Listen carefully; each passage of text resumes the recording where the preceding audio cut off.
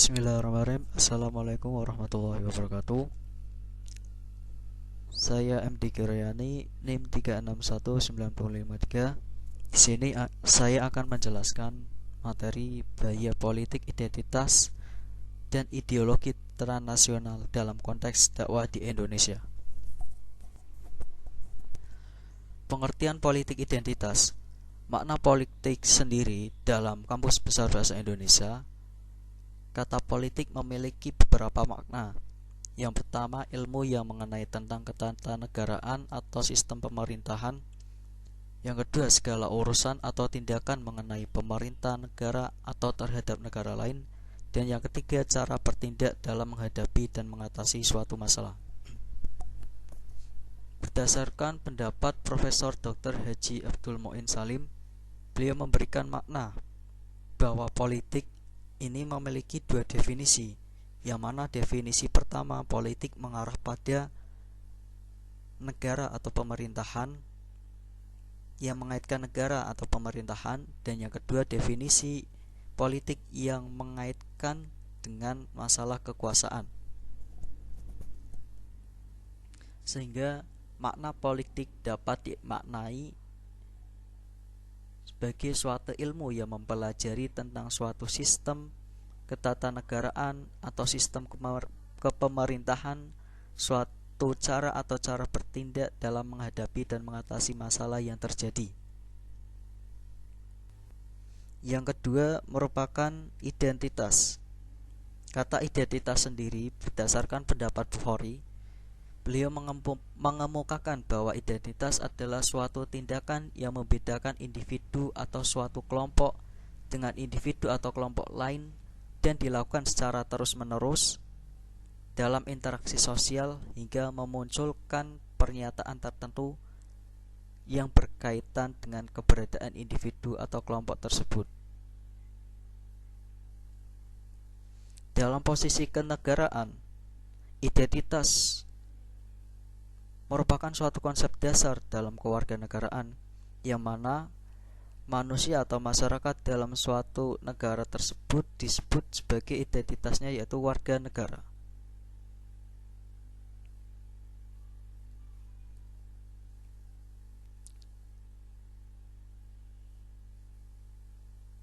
Kemudian identitas ini terdapat tiga pendekatan dalam pembentukannya. Yang pertama yaitu primordialisme, yang mana pendekatan ini telah didapat secara turun-temurun sejak kecil. Yang kedua, konstruktivisme, yang merupakan identitas yang terbentuk dari proses sosial kompleks dalam lingkungan masyarakat. Yang ketiga, instrumental, yang merupakan identitas yang dibangun untuk mencapai kepentingan elit dan lebih mengarah pada kekuasaan.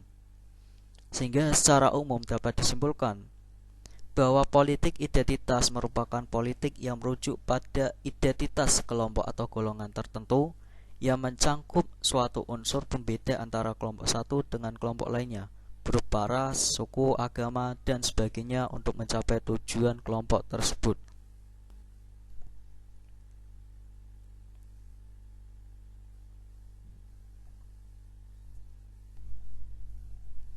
Kemunculan politik identitas merupakan suatu tanggapan terhadap paksaan hak asasi manusia yang terkadang dalam pelaksanaannya dilakukan tidak adil.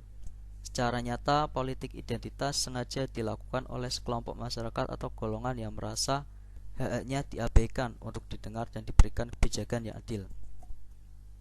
Politik identitas ini merupakan suatu upaya yang sebagai dalam penyampaian aspirasi untuk mempengaruhi kebijakan atau peraturan penguasaan terhadap penyaluran nilai-nilai yang dipandang berharga sampai tuntutan yang paling fundamental seperti penentuan nasib sendiri atas paham, tradisi, dan lainnya yang sudah melekat sejak turun-temurun.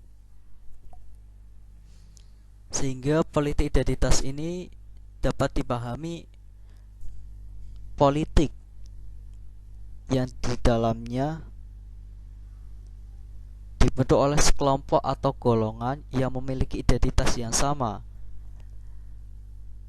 yang dalam tujuannya untuk mencapai hak-hak dalam suatu anggota kelompok tersebut.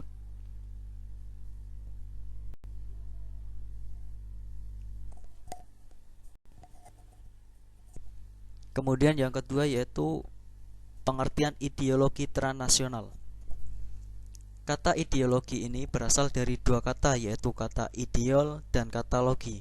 Dalam bahasa Yunani, kata ideol yaitu kata eidos, dalam bahasa Latin yaitu kata ide, yang bermakna pengertian, ide atau gagasan. Jika dilihat dari sisi lokal yaitu Jawa, kata ideol itu idep, yang berarti tahu, mengerti. Kemudian kata kedua yaitu kata logi, yang dalam bahasa Yunani yaitu logos, yang berarti gagasan, pengertian, kata, dan ilmu. Sehingga dari artian tersebut secara bahasa ideologi berarti pengetahuan tentang ide-ide atau science of idea.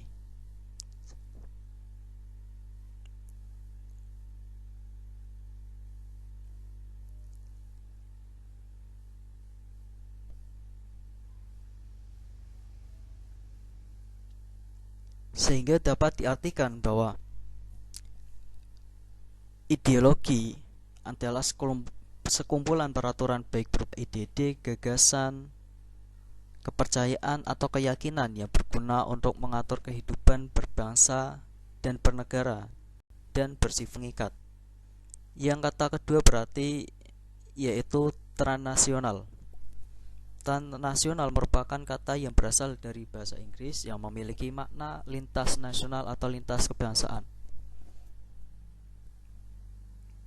Richard Ford mengemukakan pendapatnya terkait dengan transnasional.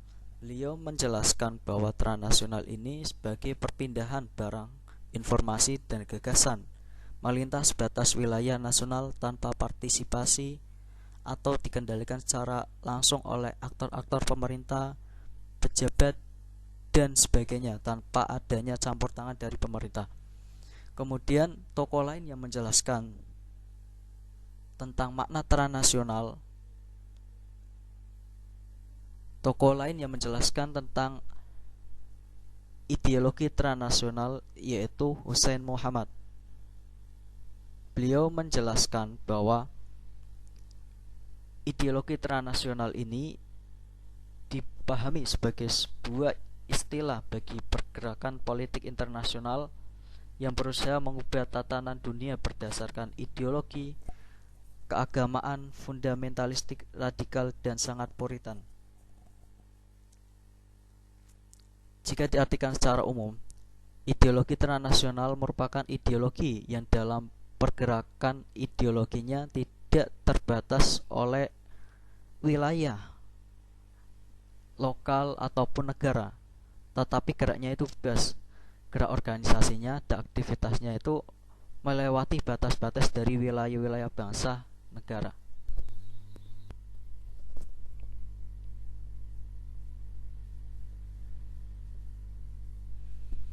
Selanjutnya yaitu bahaya politik identitas dan ideologi transnasional dalam konteks dakwah di Indonesia.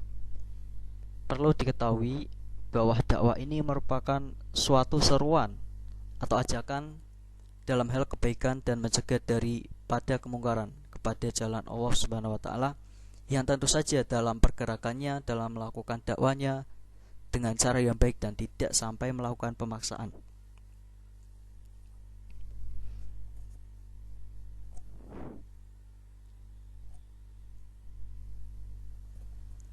Ayat lain yang menjelaskan, yang menganjurkan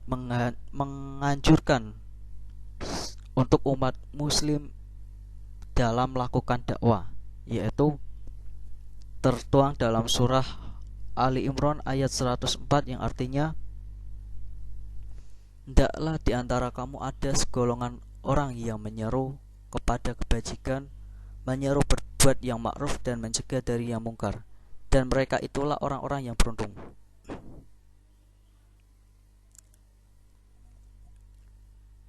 Negara Indonesia ini merupakan negara yang menjadikan Pancasila sebagai dasar dan ideologi negara, yang dalam menjalankan tatanan kenegaraan dan kebangsaan yang paten yang tidak dapat diganggu gugat.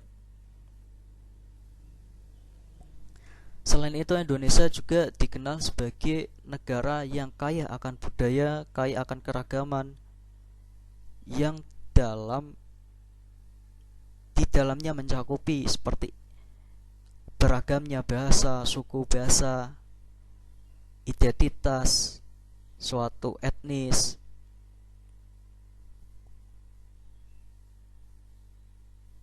pulau, dan sebagainya. Dan dengan keberagaman ini mestinya menjadikan bangsa Indonesia sebagai bangsa yang seharusnya kita syukuri dengan mengajak, menyuruh untuk saling menjaga toleransi dari keberagaman ini.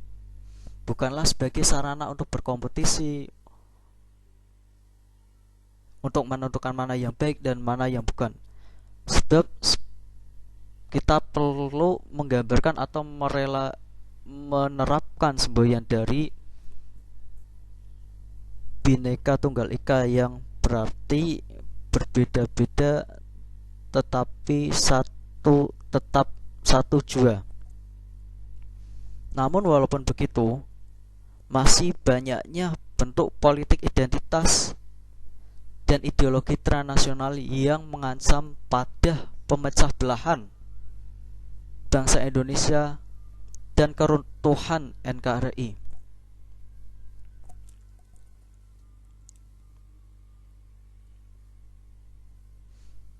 Bentuk-bentuk pergerakan tersebut meliputi bentuk politik identitas yang mengatasnamakan suku, budaya, etnis, dan bahkan agama,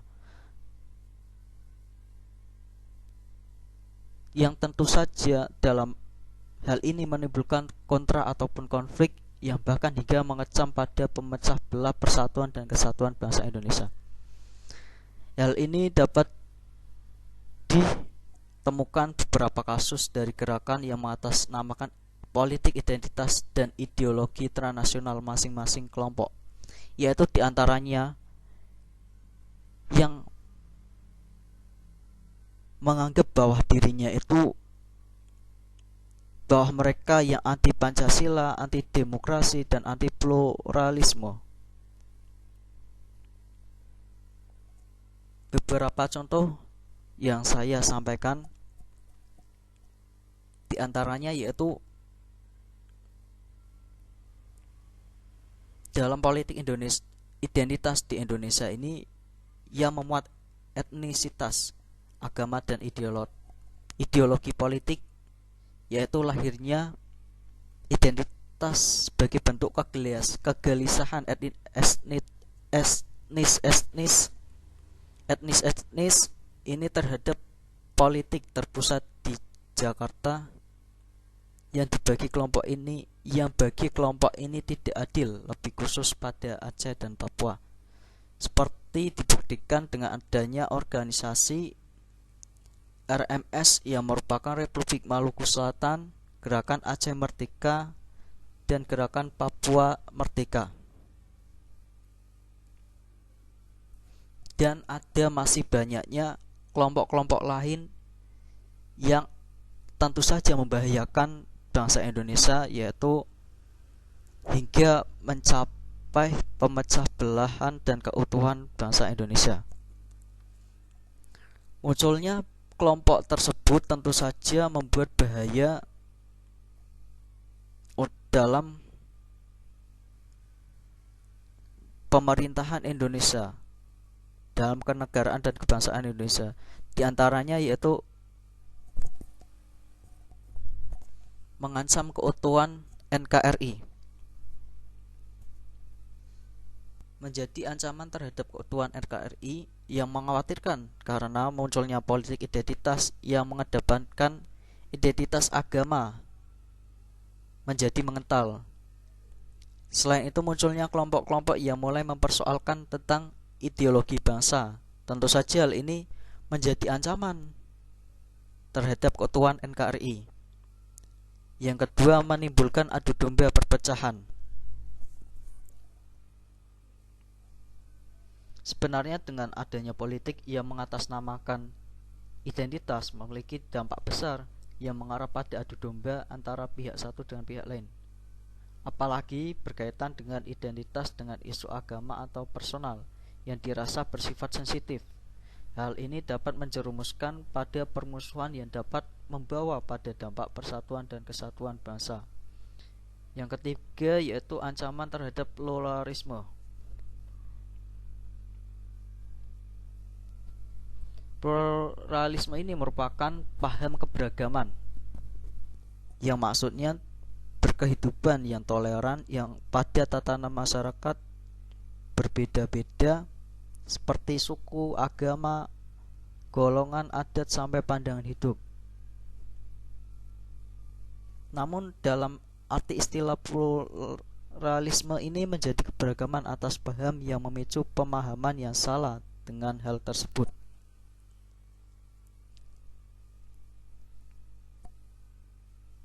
Yang keempat, menimbulkan polarisasi dan fragmentasi kekuatan politik.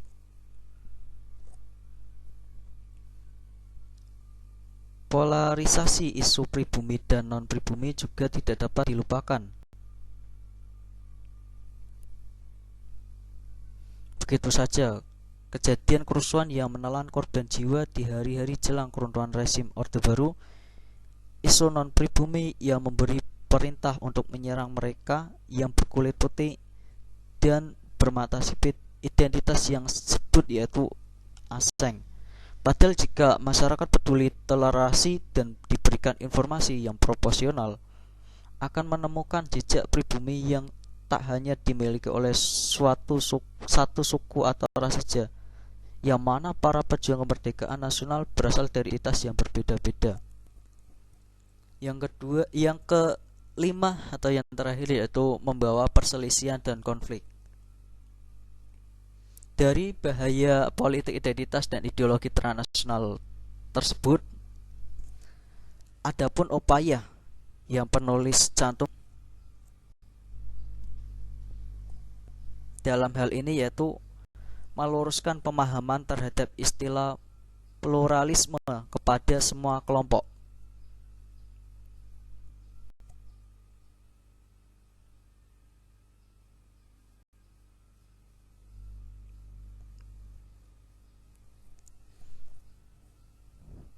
Yang kedua, melakukan rekonsiliasi dan rehabilitas terhadap korban-korban kekerasan atas nama agama.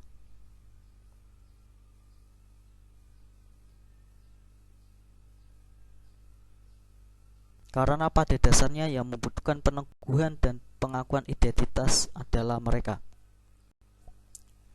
Kurang lebihnya seperti itu presentasi dari saya. Mohon maaf apabila terdapat kesalahan ataupun penataan kata yang masih salah. Kurang lebihnya mohon maaf. Wassalamualaikum warahmatullahi wabarakatuh.